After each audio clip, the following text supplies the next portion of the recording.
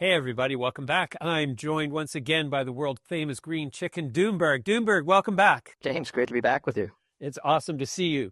I was inspired to reach out to you because of a series of comments that happened in social media, basically that demonstrated to me that you were very skeptical of the ability of the global electrical power grid system to be reliably renewable anytime soon. And I was surprised by this because I'm a proponent of the green transition. I believe it's inevitable.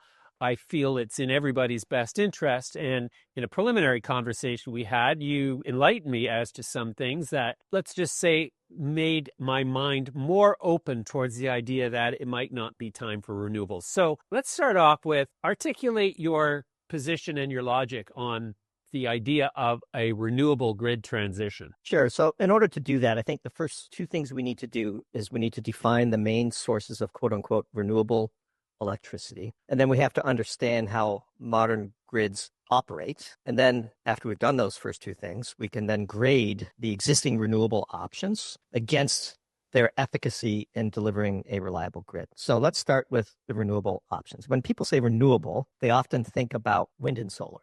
But in the modern definition, which we won't get into whether something is truly renewable or not, there's actually other sources as well. Hydroelectricity is considered renewable. And within hydro, there's the standard impoundment hydro dam electric power, where you've got a giant body of water artificially created that sits behind a dam. And then there's run-of-the-river hydro, where you have far less environmental footprint, but the outflow of electricity is dependent upon the rate of flow of the river. And so it's just a different kind of renewable. And then there's burning biomass, which is another way to get renewable power. So you have wind, you have solar, you have two forms of hydroelectricity, and you have biomass, wood, chop down trees, make pellets out of them, take old coal plants basically, and instead of putting coal in it, you put wood in it. And today's environmental movement, to some controversy, burning wood is considered carbon. I'm not even going to question any of that. Let's just take the table stakes. These are renewable sources of electricity. All right. Second thing we need to do is understand how a grid works. So the first thing you need to understand about a grid is that reliability is absolutely crucial, and 99% reliable would be an utter catastrophe for the developed world. So if the Canadian or the US electricity grid was only able to operate at 99% reliability, industry could not exist in those to the extent they do now. And in fact, the U.S. grid operators are held to what's known as a 1 in 10 standard, which is one full day of outage over 10 years, which works out to be 99.97%. What drives grid reliability? Two things. One is the ability to perfectly match supply with demand. Obviously, everybody understands that not enough supply leads to blackouts somewhere, but too much supply is a challenge too. It can mess with the voltages and the frequencies and cause all manner of things, because the operation of a grid is really a chaotic system upon which linearity has been imposed. But if you start to see little faults here and there, things can cascade quickly, as we saw in Spain. Okay, there are three attributes of power sources that matter to grid operators. The first is, can this power source operate as baseload power? Can it run 24/7, 7 days a week, 365 a year? And many sources of electricity qualify. There's a second category, which is dispatchability. How quickly can a power source be spooled up or spooled down to meet demand? You could be baseload and dispatchable, or you could be baseload and not dispatchable. And then the third thing is, does it impart inertia to the grid? So when you have giant spinning turbines, this allows the grid to ride out small faults because they're just big and they're spinning and they don't stop spinning. An object in motion tends to stay in motion, and big spinning turbines impart a very strong stabilizing force for the grid. In an ideal world, a grid would be 65, 70% base load that isn't dispatchable, but is optimized to run 24/7. Like nuclear, for example, is not really dispatchable, but once you turn on a nuclear power plant, 95% capacity factors, well-known maintenance schedules. If you have a fleet of them, you could rely on that nuclear power 24/7, 365. And then you would have a second category of fuel, which is both baseload and highly dispatchable, so that you can program when you're going to use power from those sources. So like an ideal grid would have that mix. So if we look at the traditional fuels before we get to wind and solar, coal is baseload, not very good for dispatchability. Nuclear is baseload, not very good for dispatchability. Natural gas is actually great. It can be baseload, and it is also highly dispatchable. Impoundment hydro is fantastic because it is baseload and also highly dispatchable. And in fact, the water behind a dam can act as a giant battery. Burning wood is like burning coal, so it's baseload and it's not dispatchable. All of the sources I just mentioned so far, coal, natural gas, nuclear, hydro, and burning wood, all bring inertia to the grid because there's a spinning turbine somewhere along the path from heat to electricity. Impoundment hydro is baseload but not dispatchable. And then wind and solar provide none of those three things. They are intermittent. You don't really know whether the sun's going to shine. I mean, we can predict the weather somewhat. But the grid has to make room for wind and solar when they're available, which means you need an enormous amount of dispatchability on the grid to incorporate wind and solar. And then they don't provide inertia. They're what's known as inverter-based resources. Like if you think about a solar installation, it's just, light shines on it and power comes out of it. There's no inertia. Now, there are ways to circumvent that. You have to make significant investments to do that. But basically, last thing, batteries, the big topic about making wind and solar work. They are not base load, but they are dispatched. But batteries can't run 24/7. They need to be recharged. And in fact, the standard grid scale battery can go about 4 hours before needing to be recharged. This is also common knowledge. You can have a conversation with Perplexity about it and confirm everything I've said. So the general issue with wind and solar is that the cost to make room for them is very high. And as a general rule, when their penetration exceeds dispatchable sources of power on an existing grid, things tend to break. And this is why we see very high electricity prices in California, very high electricity prices in the Northeast, very high electricity prices in Britain and in the UK, early signs of struggle in France and China as they've grown out solar, and it's all very predictable. So last thing I'll say before I turn it over to you, because I know this has been a long answer, we should power a town, 10,000 people, 50,000 people, pick your number. Let's build a grid that just has wind and solar and batteries on it and see how it goes. It blows my mind that we're spending trillions of dollars to affect this transition and we've not even piloted whether it would work. It won't work, which is why the experiment hasn't been done. But we should do it. We should build a town from scratch, build as many wind turbines and solar panels and install as many batteries as you think are necessary. Let's run the grid and see how stable it is, how resilient it is to intermittency, and how much it costs.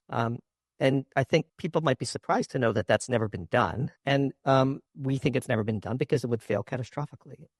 So happy to take it in any direction, but that's the way we look at it. Very logical. By the way, I own a lot of solar. I own a lot of battery backup for my home. They're wonderful technologies. They have their place. I just think the Western upper middle class and wealthy have been sold a huge lie. And that lie is that we can transition to a renewables only grid with no sacrifice to our standards of living. It's just simply not true. Last thing I'll say, the biggest canard of the pro-renewables crowd is, well, the fuel is free. The sun always shines. There's an enormous amount of sunshine that hits the earth. The wind is always blowing. Once you've installed these things, they're free. The marginal cost to produce power is zero. The cost of the fuel is irrelevant. It's the cost to use the fuel that matters. And to prove that, the cost of a uranium fuel rod per kilowatt hour is practically zero. Nuclear fuel is basically free. And yet nobody would argue that nuclear is free simply because the fuel is free. It takes a lot of work to build and operate and maintain and safely handle all of the materials in and around a nuclear facility. And so if done correctly, building and maintaining nuclear power plants can be done quite cost effectively. But nobody argues that because uranium is free per kilowatt hour, that nuclear is by far then the cheapest source of power. It's just such a fallacy that I just wanted to point that out. So anyway, I'll stop here and let's go in any direction that you want to go, James. Sure. Okay. So are you agreeing with the idea that the renewable power has to replace hydrocarbon incrementally in the evolution of humanity? Or are you saying that renewable power, as represented by solar and wind, will never be sufficiently reliable to produce for a developed grid to rely upon? Yeah, so great question.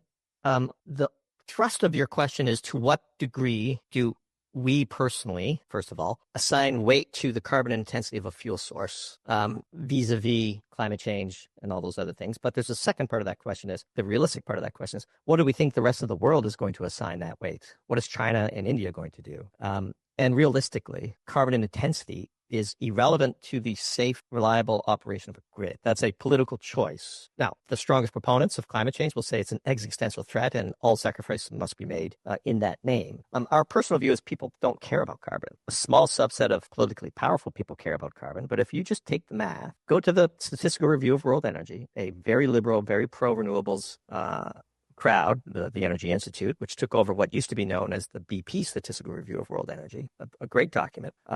You just plot the carbon emissions over time of the OECD countries and China, and you could see that China just is burning coal with reckless abandon. And China's not, it doesn't really care about carbon emissions, and neither does India. There's 7 billion people in the global south for whom hydrocarbons are a source of development. Last thing I'll say is electricity is only 20% of global energy demand. Don't forget. There's all manner of things that we use hydrocarbons for that would be very difficult for wind and solar to compete with. And so we're all for minimizing carbon footprint to the extent that people care about it, but we're not naive enough to think that the 7 billion people who are living at a fraction of our standard of living are going to care about it. And broadly speaking, whenever Europe shuns coal or Britain shuns coal, the rest of the world eagerly buys the coal at a slightly cheaper price. And so wind and solar are additive to the global energy demand. They don't displace any fossil fuels. And despite trillions of dollars being spent in this endeavor, 2024 set a record for oil, coal, and natural gas demand. The human endeavor is a constant, unrelenting struggle against the forces of entropy. You need to waste heat in order to impose order. The amount of order you get to impose in your local environment is a literal measure of your standard of living. And all humans everywhere want a better standard of living. And so, yeah, buy a third car and make an electric vehicle and put some panels on your roof if that makes you feel better. I'm all for it. Again, I used to own a plug-in hybrid. It was a beautiful car, great feat of engineering. I would burn maybe 15 gallons of gasoline in a year, but I still had my SUV when I needed to go places, And so I just think this giant lie needs to be exposed. And we're trying to do so with logic and as politely as we can. But we see the evidence, right? I mean, Europe is breaking apart at the seams because it went too far into renewables. California is falling apart. Texas isn't careful, despite being a hydrocarbon mecca. Its grid is becoming unstable. So if there was some evidence somewhere that wind, solar, and batteries would work, we'd be the first to promote it. Okay. It's difficult to formulate a response holistically to address each of those arguments, but I'm just going to say that from my perspective, the wealthy part of the world, the developed part of the world, who has come to rely upon a certain level of comfort and security and predictability in their lives, tend to have a epistemologically defective set of beliefs, which they consider facts, as it pertains to the imminent threat posed by escalating carbon and associated climate volatility. And if we apply an epistemological standard that says, okay, I don't care what you believe, if you can't demonstrate with data, basically inputs collected by instruments that are subject to no interpretation beyond figuring out what the level of those numbers mean, then and you look at the acceleration in certain ecological failures in the systems that are failing, and if you consider the rate at which those systems are failing and the rate of increase of the rate at which those systems are failing, I don't see how you can conclude as a scientist anything other than, we are accelerating into a mutual extinction event. That if we don't onboard some willingness to deprecate our level of security and comfort, i.e. thermal expansion, or thermal rather expendability, to achieve this certain standard of living for everyone, that it's just not realistic, and that everybody who thinks that the perpetual ability to transition to a green grid there's no hurry, and we don't care because there's no hurry, and it's overblown by climate extremists like myself, then then it's like, okay, well, we'll see who's right. If 16 hurricanes back-to-back Category 5 come spooling up out of the Atlantic on the eastern seaboard of the United States and take out 2/3 of the baseload power that is powering the eastern seaboard, will I be right? Will you be right? That's not That's not the question. The question was, is the grid supportable by intermittent power sources represented by renewable? But we will see then that the lack of concern for, or the lack of appreciation for, the imminent nature of the threat represented by overcarbonization of our atmosphere proposes that is, that we didn't have time to relax and, fall back on nuclear and not care. And so that's my next sort of lead up to the question is what if you're wrong? What if this is, what if we are looking at significant climate volatility events that cause the destruction of baseload power systems as a result of a misplaced misplaced trust in the reliability and the limited threat posed by hydrocarbon sources, and therefore the maintenance of hydrocarbon baseline power?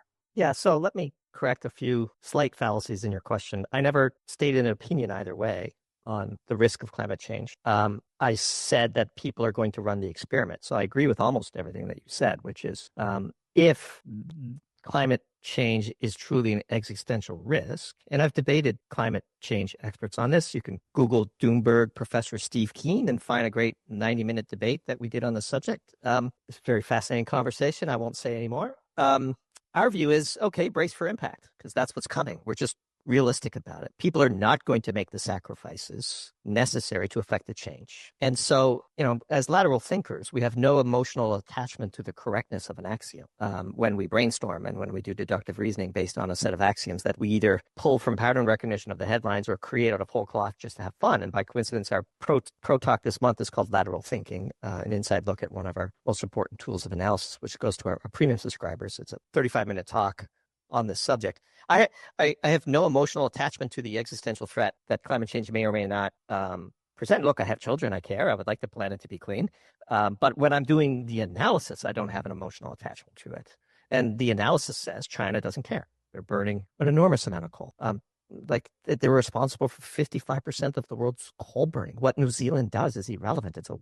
What Iceland does is irrelevant. These are performative acts of self-impalement. Now, the true acid test that we have about whether somebody's truly concerned about climate change or not is their stance on nuclear power. You cannot be seriously concerned about existential threats caused by hydrocarbons, the carbon pulse, as some may call it, and be anti-nuclear. Anybody who is pro-renewables, fears climate change, and is still opposed to nuclear power is unserious. And I would say 80% of the people who hold your views have an instinctive anti-nuclear stance as well. And that's sort of a partition for us. Like, what is the stance on nuclear? Because, by the way, nuclear waste is a made-up issue. It's not actually waste. It's 90+% of the energy inside of a uranium fuel rod can still be used by future engineers. It just needs to be passed through a breeder reactor. There's some concerns, of course, about nuclear proliferation, but all of these things can be handled. And nuclear meltdown risk is basically zero now with modern designs. And so if you truly care about the climate, we wouldn't just power our electricity grids with nuclear. We would also take some of the more advanced designs and we would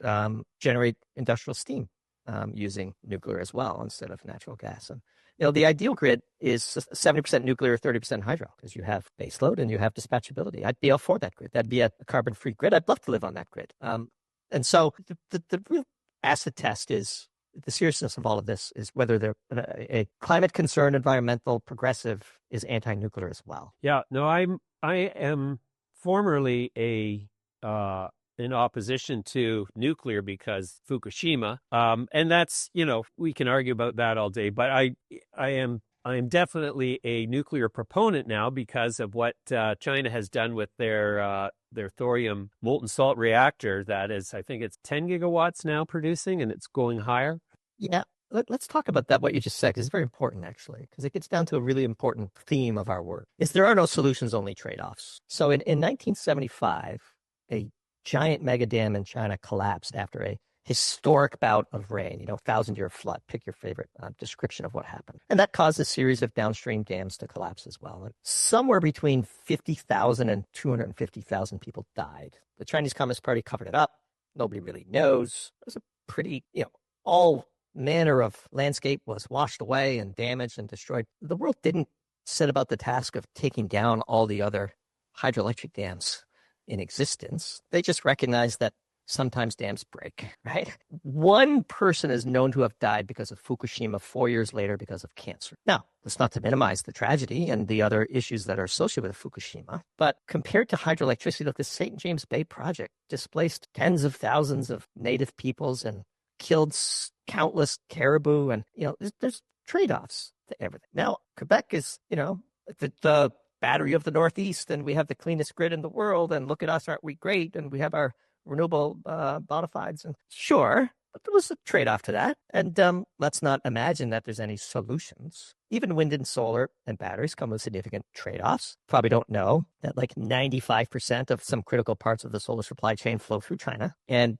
China uses slave labor in much of their solar supply chains. And material mined in the US that eventually gets formed into ingots and sliced into wafers and mounted on cells gets commingled with all this stuff. And you can't really trace the supply chains for solar. Of course, famously, batteries, cobalt, Congo, child labor, artisanal mines is like every phone, every MacBook, every, lithium ion battery, not every, but the vast majority have significant cobalt in it. And since like 70% of the world's cobalt comes from the Congo, and all of that gets processed in China, and much of the rest of the world's cobalt gets processed in China, all gets commingled. Very difficult to certify that your supply chain is totally clean. Wind turbines come with significant recyclability issues, and so to act as though the sort of marginal carbon emission per electron is the only parameter that matters, and if we do that, we will solve the world's climate risks, a bit naive. And so everything is a trade-off. And once you get into that mindset, nuclear looks real good. So yeah, obviously there are trade-offs regardless of how we harness power and create such an advanced quality of life for ourselves. So then, and you say that the ultimate mix of power would be, was it 30% nuclear, 70% hydro? The reverse. 70% nuclear, 30% hydro. And if hydro is not available, then natural gas is probably the second best. It's the least carbon intense, emits the least pollutants, and is highly dispatchable. Okay, so by that qualification assessment, there's no room for renewables at all, unless you're going to categorize hydro as a renewable, which... Yes, it is. So don't get me wrong. If you're a country like Norway that gets 95% of your electricity from hydro and heats most of the homes with electric heating, like they have a pretty low overall carbon footprint. There's a case to be made for wind and solar, perhaps not solar in Norway because the sun doesn't shine there much. But you can make a case for wind, let's say, as a way to hedge against the long-term intermittency of hydro to some extent. In other words, the amount of water behind Norway's dam is actually the subject of our next piece, by the way, the political controversy of interconnecting Norway with the EU and Norway basically sacrificing its cheap power in the name of being the battery of the European Union. If you build a grid mostly hydro, you can put some wind and solar if you have the right sunshine as an expensive hedge against long-term intermittency of impoundment hydro. Because despite the fact that impoundment hydro is great, it too is an intermittent source of power. It's just its intermittency is measured over years and decades, not hours or minutes. And so again, like, why do I own a huge amount of batteries and some solar panels to recharge them? Well, I care about my family and the safe operation of my home. And I recognize that the grid in which I source electricity is becoming unstable, in part because of the penetration of wind and solar. And I want to be prepared for backups. That's the ultimate luxury, of course, of being a successful newsletter writer. But I have and I wrote about this, by the way, because I think I have 10.8 kilowatts of battery backup. And we wrote a piece on this. I forget the name. I'll find it and send it to you for the show notes after we're done recording. I would suggest you just try to operate your home on batteries for a while with solar panels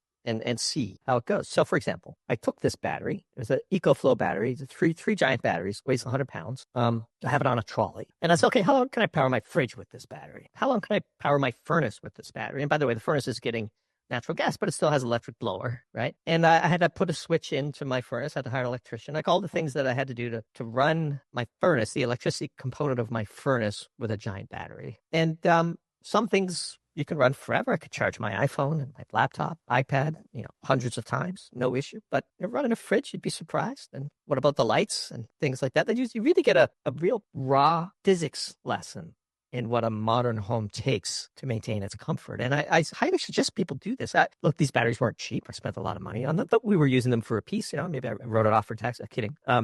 But they sit in my basement gym, and it's part of my backup. I have portable backup power like Jackery's for when I go out to the lake and there's no electricity there and you want to have a bit of light or keep a phone charged. There's a time and place for solar, but as a core foundational contributor to a modern electricity grid, unless and until we do that experiment, our view is that it's unworkable. Yeah, well, I can only agree with you there. My property, I have a wood shop with multiple three-phase power tools that, try to run a three-phase power operation off of a battery. It's why I don't have batteries and solar on my farm at this point. I also have, commercial grade kitchen equipment because I have a consumer packaged goods food operation, experimental kitchen on my property. And so I have that personal experience where it's not worth the investment to put the battery capacity in to accommodate the generation capacity I would have to install to service, even if I eliminated the three-phase power components, just multiple buildings on a property that has, we have pumps, we have greenhouses, we have a lot of power sources that are intermittent in their demand. And so, balancing that power load across even this property it's not practical unless you're going to bring in a member of staff whose job it is to maintain the power grid just on a 20-acre sort of multiple application property. So I'm with you there. And the nuclear power byproduct is something that I just lack the depth of experience, or I just haven't dove down that rabbit hole that deep. I can't comment on that.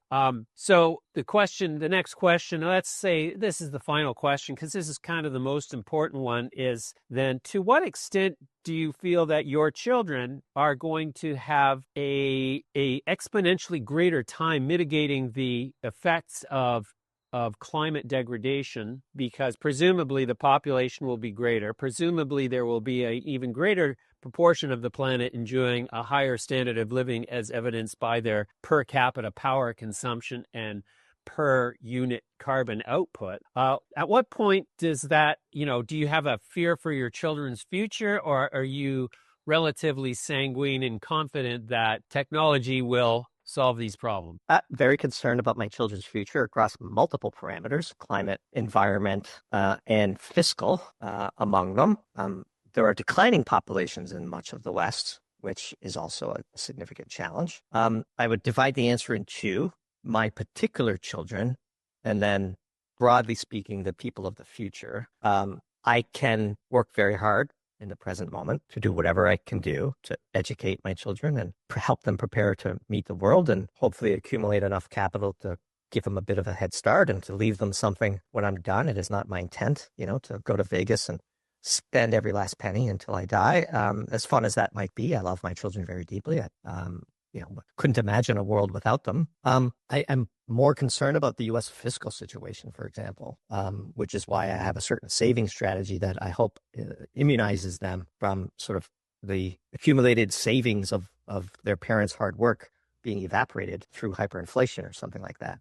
But broadly speaking, for the future generations, I am a techno-optimist, significantly a techno-optimist.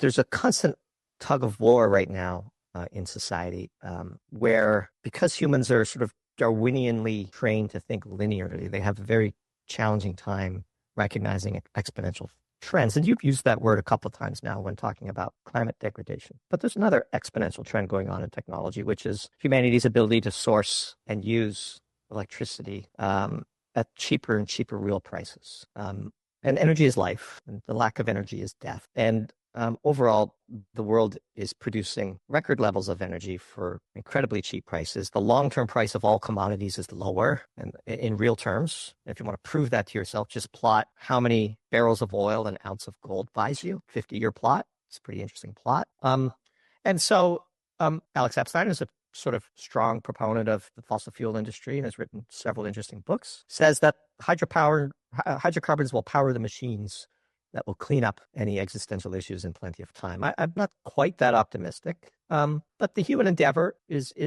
betting against the human endeavor has always been a sucker's bet. And so we're optimistic. But, for my particular children, of course, I worry about everything. And gee, what if, the climate is falling off a cliff to irreversibly dangerous levels? Well, we would do something about that. And we might change where we live. But we have the resources too. Admittedly, not everyone's in that situation. One of the things I worry about, for example, a lot is even though technology is exponentially growing, the manner in which the bounty produced from technology is not keeping up. And the wealth gap is another thing that I worry about constantly, because that is thoroughly destabilizing for any society. So there's lots of things to worry about. It's called Doomberg, right? So the entire brand ambition for Doomberg was, the initial one anyway, was like Chicken Little gets a terminal, right? Like, let's do some doom scrolling and find things to worry about. And there's no shortage of those. But I'm also, last thing I'll say, besides saying that I thoroughly enjoyed the conversation and thanks for having me back, is we're what's known as defensive pessimists. So we actually dwell on worst case scenario risk and work really hard to abate them. I'm a prepper. We did a whole Doom Zoom presentation called The Physics of Operating a Home, practical tips for the responsible provider or something like that. That was kind of fun. Like, let's look at our home from a physics perspective, what goes in, what goes out, and what if you had to do without all of the things that go in, and how would you handle nobody picking up your trash or the sewage system not working, And so I'm a prepper. I've pondered worst case scenario risks. I sleep better knowing that A, I'm aware of them, and B, there is no fantastical solution that the evil oil and gas companies are keeping from people. The world just doesn't work that way. I think we're going to be fine. And then one thing we didn't talk about, two things that we didn't talk about, I'll just tease them for maybe our next conversation, things we've written about. There are some potential transformative breakthrough carbon-free energy technologies that are on the cusp of proving themselves out. One is taking the knowledge learned from horizontal fracking and the shale revolution and applying it to the development of geothermal. And the other is natural hydrogen. So instead of having to make hydrogen by splitting water, turns out that there's an enormous amount of hydrogen underground ready to be used as a fuel instead of just being a poor energy carrier, which is how the current embodiment of the hydrogen economy is formulated.